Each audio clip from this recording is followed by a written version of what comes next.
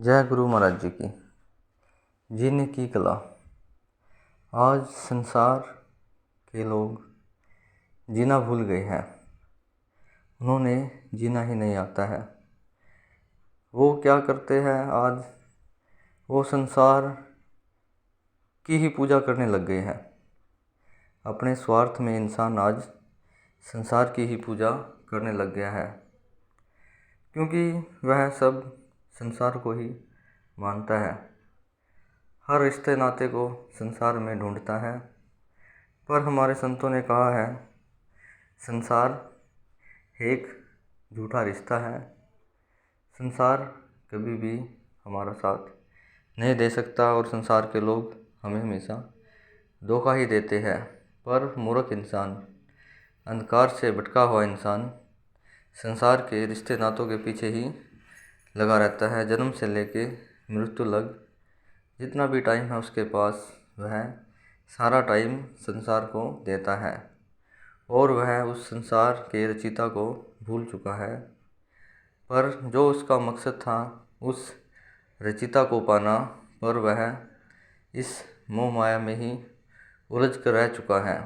पर जिस टाइम इंसान की ज़िंदगी में एक पूर्ण संत का आगमन होता है, एक सच्चे गुरु का आगमन होता है, वह उस प्राणी से, वह उसके जो स्वार्थ इंसान का इस संसार से होता है, एक पूर्ण गुरु जब ज़िंदगी में आता है, वह संसार से उसको तोड़ता है इंसान को और उस परमात्मा से उसका कांटेक्ट करवाता है।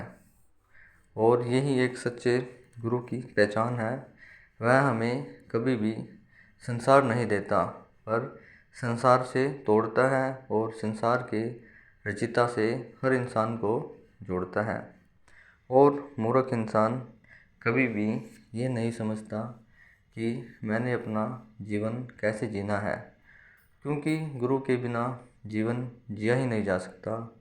और उस परमात्मा के लिए ये जीवन मिला है, तो गुरु के बिना उस परमात्मा का दर्शन भी और मिलना भी असंभव है।